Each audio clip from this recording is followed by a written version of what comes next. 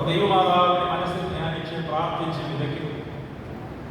അന്ന് ഈ പറയുന്നത് പോലെ ഹൈബ്രിഡോ അല്ലെങ്കിൽ കൂടുതൽ വളങ്ങളൊക്കെ ഉപയോഗിച്ചുകൊണ്ട് കൂടുതൽ കീടനാശിനികളൊക്കെ കൃഷിവേലയ്ക്ക് വേണ്ടി ഉപയോഗിക്കാവുന്നതായ ഒരു കാലഘട്ടമൊന്നുമല്ല. അന്നത്തെ കാലത്ത് ഏറ്റവും കൂടുതൽ ആവശ്യമായിരുന്നത് കൃഷി വിളവുള്ളതായി തീരണമെങ്കിൽ ദൈവാധീനമായി, ദൈവത്തിന്റെ അനുഗ്രഹമുണ്ടെങ്കിൽ, പരിശുദ്ധ അമ്മയുടെയും പരിശുദ്ധന്മാരുടെയും മധ്യസ്ഥതയുണ്ടെങ്കിൽ കൃഷിക്ക് ഒരു കോട്ടവും സംഭവിക്കുകയില്ല എന്ന് വിചാരിച്ചുകൊണ്ടിരുന്ന ഒരു തലമുറയായിരുന്നു അന്നത്തെ കാലഘട്ടങ്ങളിൽ ഉണ്ടായിരുന്നത്. അവർ പ്രാർത്ഥിക്കും വിത്ത് വിതയ്ക്കുവാൻ വേണ്ടി ഇറങ്ങുമ്പോൾ. അങ്ങനെ ആ വിതയ്ക്ക് വേണ്ടി വിത്തൊക്കെ ഒരുക്കി വെച്ചുകൊണ്ട് പരിശുദ്ധ അമ്മയുടെ മധ്യസ്ഥതയിൽ ഒരുമിച്ച് കൂടി ആരാധനയെക്കുറിച്ച് ദൈവത്തെ സ്തുതിച്ച് മഹത്വപ്പെടുത്തിയിരുന്നതായ ഒരു പെരുന്നാളായിരുന്നു വിത്തുകൾക്ക് വേണ്ടിയുള്ള പെരുന്നാൾ. ഇന്ന് പല പള്ളികളിലും ഇത് ആദ്യഫല പെരുന്നാളായി അങ്ങനെയുള്ള പല സ്ഥിതിവിശേഷങ്ങളിലൂടെയും ഒക്കെ അത് ആഘോഷിക്കുന്നതായിട്ട് നമുക്ക് കാണുവാനായിട്ട് സാധിക്കും. പരിശുദ്ധ ദൈവമാതാവ് അമ്മയെക്കുറിച്ച് പിതാക്കന്മാരെ പ്രാർത്ഥനകൾ എഴുതിയിരിക്കുന്നതാണ്. കർഷകനെ പോൽ ഗബ്രിയേൽ വിതച്ചു, നല്ല നിലം തുല്യം പറയാം കൈക്കൊണ്ടാൽ വളരെ. വചനമാകുന്ന ദൈവത്തിന്റെ പുത്രനെ ഒരു കർഷകനെ പോൽ നല്ല നിലമുള്ള അല്ലെങ്കിൽ വിത്ത് വിതയ്ക്കുവാൻ പാകപ്പെടുത്തിയിരിക്കുന്നതായ നിലത്തേക്ക് വിതച്ചു കഴിഞ്ഞപ്പോൾ മറിയാമിന്റെ ഉദരമാകുന്ന ആ വിരിച്ചൊരുക്കപ്പെട്ടതായ അല്ലെങ്കിൽ അപ്രകാരം ക്രമീകരിക്കപ്പെട്ടതായ ആ ഇടത്ത് ആ വിത്ത് വീഴുകയും അത് വളരുകയും അത് കരുത്തോടുകൂടി ഈ ലോകത്തിലേക്ക് വരികയും ചെയ്യുകയാണ് ഉണ്ടായത്. മറിയാം ജീവിതം കൊണ്ടും പ്രവൃത്തി കൊണ്ടും എല്ലാ കാര്യാദികൾ കൊണ്ടും അവൾ ഒരു അനുഗ്രഹിക്കപ്പെട്ട വയലായിരുന്നു. അവളിൽ ഒരു കളകളിലായിരുന്നു.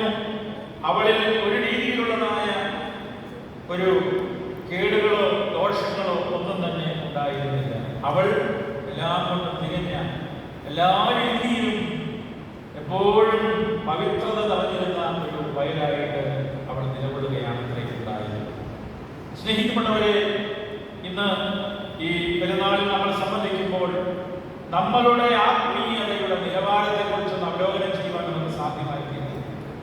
ഒരു വളരെ ക്ലിയർ ആയിരിക്കുന്ന അല്ലെങ്കിൽ കളകളോ മറ്റു പല രീതിയിലുള്ള കൃഷിക്ക് അനുയോജ്യമല്ലാത്തത് വളരുന്നതായ ഓരോരോ പ്രകൃതത്തിലൂടെ അല്ലെങ്കിൽ ഓരോരോ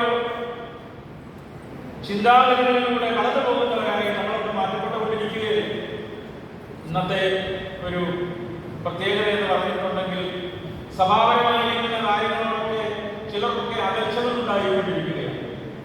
സഭയുടെ ക്രമീകരണമനുസരിച്ചുള്ള പ്രാർത്ഥനകൾ, സഭയുടെ ആരാധന, മറ്റു പല രീതിയിലുള്ളതായ കൂടാശകൾ, കാര്യങ്ങളെ കുറിച്ചൊക്കെ അകൽച്ചകൾ, അതിലേക്കുള്ള ആ താല്പര്യമൊക്കെ കുറഞ്ഞു പോയിക്കൊണ്ടിരിക്കുന്ന ഒരു കാലഘട്ടത്തിലൂടെ നമ്മളൊക്കെ യാത്ര ചെയ്യുകയല്ലേ. ഇതിനുള്ള പ്രധാനപ്പെട്ട കാരണം എന്താണ്?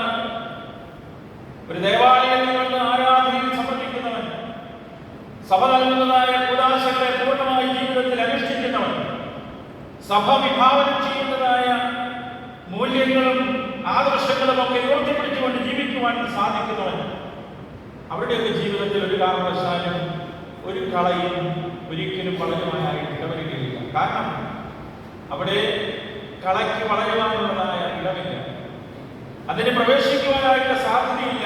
നേരെ മറിച്ച് ഇതിനോടൊക്കെ അല്പം അകലം പാലിച്ച് ഇതൊക്കെ ആവശ്യമില്ല അല്ലെങ്കിൽ ആവശ്യമുണ്ടോ എന്നുള്ള സംശയത്തിൽ പോലും ആയിരിക്കുന്നവർക്ക് അവരുടെയൊക്കെ ജീവിതത്തിലാണ് ഈ കളകൾ കൂടുതൽ കൂടുതൽ വളർന്ന് വലുതാവുന്നത്.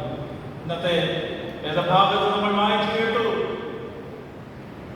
ചിലത് മുള്ളുകളിൽ അതിനെ ഞെരുക്കിക്കളഞ്ഞു എന്നതുപോലെ നമ്മളുടെ ആത്മീയതയും നമ്മളുടെ അധ്യാത്മികതയും ഒക്കെ തന്നെ നല്ല നിലത്ത് യോഗ്യമാം വിധം വളർന്ന് നല്ല ഫലം കായ്ക്കത്തക്ക രീതിയിൽ നമുക്ക് ആക്കിയെടുക്കുവാൻ, പാകപ്പെടുത്തിയെടുക്കുവാൻ സാധ്യമായിട്ടില്ല. അത് പരാജയപ്പെട്ടു കഴിഞ്ഞാൽ ജീവിതം എന്നുള്ളത് യാതൊരു പ്രയോജനവുമില്ലാത്ത സ്ഥിതിയിലേക്ക് മാറ്റപ്പെടും. ഇന്ന് നമുക്കറിയാം, പലരും ദേവാലയത്തിൽ വെച്ച് വിവാഹം കഴിക്കുവാനൊന്നും താല്പര്യമില്ലാതായി പോകുന്ന ഒരു കാലഘട്ടമാണ്. മാതാപിതാക്കളൊക്കെ നിർബന്ധിച്ചിട്ടാണ് ചിലരൊക്കെ ദേവാലയത്തിൽ വെച്ചുള്ള വിവാഹമൊക്കെ നടത്തുന്നത്. പ്രത്യേകിച്ച് വിദേശ രാജ്യങ്ങളിലൊക്കെ കാലങ്ങൾക്ക് മാറ്റം സംഭവിച്ചുകൊണ്ടിരിക്കുന്നു.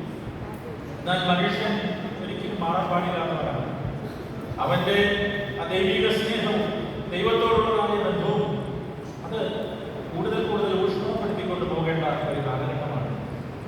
ഈ പരാജയം നമ്മളുടെ മാത്രം പരാജയമല്ല, തലമുറകളുടെ പരാജയത്തിന് കാരണമായി തീരും എന്നുള്ളത് നമ്മൾ വിസ്മരിക്കുന്നു.